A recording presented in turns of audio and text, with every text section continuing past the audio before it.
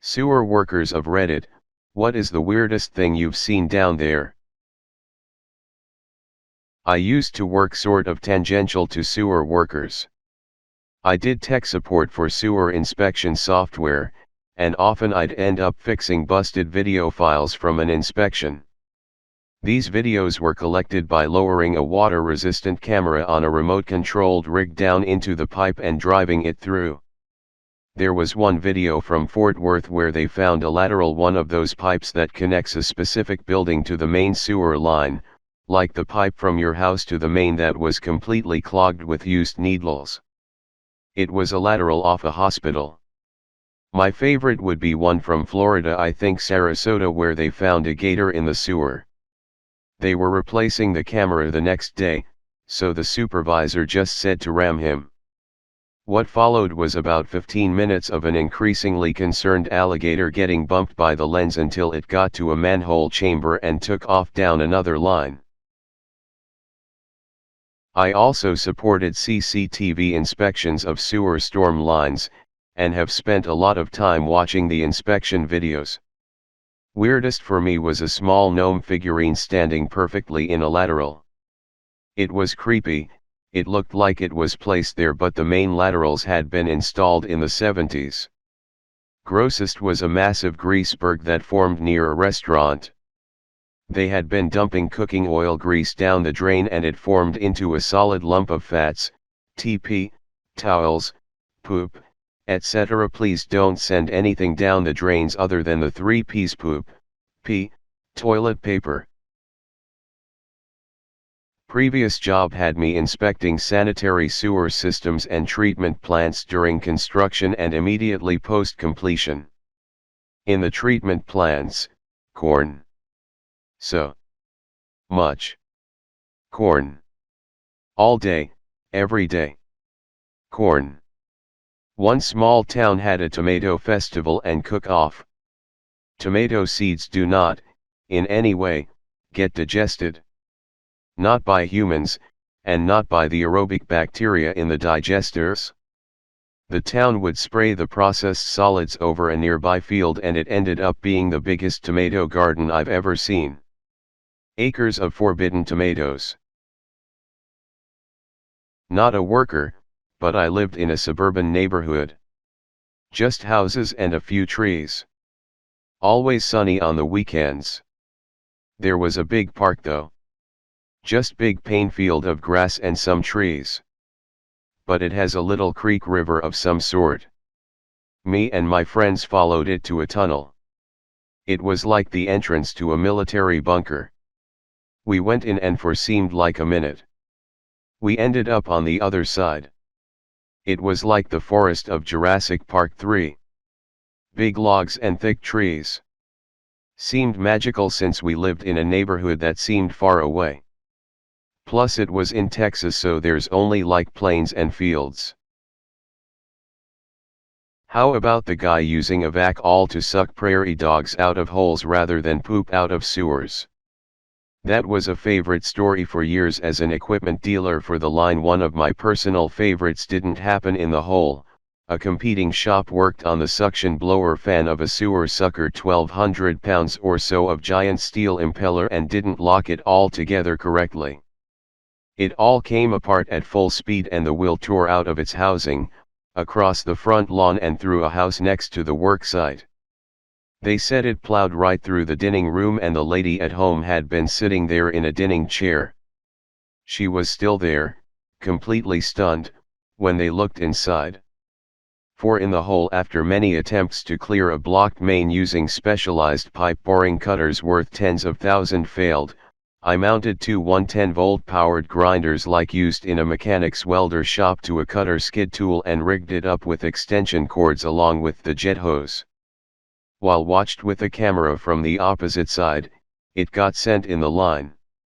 When the grinders came up against steel reinforcement cables causing THD blockage, they had been punched into the sewer by accident from a nearby high-rise foundation. They plugged in the power and ground off the steel. Line was cleared and point repaired without digging it up. Aside from the typical stuff like corn and bugs, I think the most surprising thing was the greenest poop I have ever seen. It looked like someone had dyed it with a bunch of dark forest Crayola crayons. For a second I wasn't sure it was real. I later learned that this is indicative of gallbladder problems. Someone in that house was having a bad day. There's probably a lot of stuff we see in sewers that non-industry people would consider weird: plumbers' rods, crossbores of gas laterals. It's what it sounds like. They bore right through the sewer pipe. Construction debris. Saw a sandbag once. Also some huge voids behind broken pipes that make you wonder how the hell the road hasn't collapsed over it yet. I maintained a list: butter knife, welcome mat, golf ball, frog, live fork, turtle figurine, broken bag of dog shit, tennis ball, raccoon, deceased, sheet music, yard sign, garage sale, toilet tank lid, fragment, pastel blue, bike helmet, 3/4 drill bit bent, rusted raccoon, live skateboard, hot pink, child size pliers, yellow grip knee pad, white plastic and black nylon, Christmas ornament, bauble, green wiffle ball, blue, large skateboard, large, yellow, Batman, iPhone, baby food, spinach. I'd just like to register my formal apology to whomever had to clear out the storm drain that my brother and I painstakingly filled up with rocks over the course of several years of waiting at the bus stop until it caused a flood and also forced our neighbor to buy more driveway rocks. We were effing stupid as shit. Nah, you was being a kid. I admire your achievement. The strangest thing was a mattress in the 10-inch pipe carrying sewage out of downtown. It had oversized manholes, so someone must have decided to just dump it in the sewer. It became an island home to a large colony of rats. A friend of mine has found jewelry, gold-plated cutlery, money, lots and lots of it, dead pets, and all sorts of weird and wild. He found $10K in a plastic bag about 10 years ago. How they flushed that, I'll never know. Engineer, but I've heard stories from co-workers of needles that people dispose of down the toilet, going through the grinder pumps and being shot through the wall of the sewer pipe, so much so that they stick through the outside. There's a guy who actually got stuck by one time. Not good. Also septic tanks filled with condoms. The bar screen, a big metal grate to catch large items at the wastewater treatment plant, caught a bowling ball and half a cow. Somebody was living with a couch and refrigerator and all in one of the maintenance access tunnels. Emptying out a pump truck after cleaning a lift station and a pair of bloomers fell out. Like, the kind your grandma's grandma wore. Except the crotch was missing, but they had been made that way. Weird fetish maybe. I mean, historically they were crotchless, so you could use the bathroom in them easily. Especially helpful when wearing much skirts. Maybe a historical reconstruction garment maker person. Yeah, I work in the industry and believe me, flushable wipes costs taxpayers a fortune. It's really a combination of things. Coagulated fats, greases, human hair, rags, linens and wipes. Over time these items will form grease balls bigger than a city bus. People don't understand why flushable wipes really aren't flushable. They shouldn't be allowed to market them as such. I tell non-believers that just because it says flushable doesn't mean anything. A tennis ball is flushable, but that doesn't make it a good fucking idea. By the way, things I found: lots of sewer balloons, about $300 collectively, a pickaxe, a hard hat and thousands of these little sandwich bags. Not sure who would need a sandwich that tiny. I'd also like to just send a message out to everyone who reads this post. Please don't put fat or grease down the drain.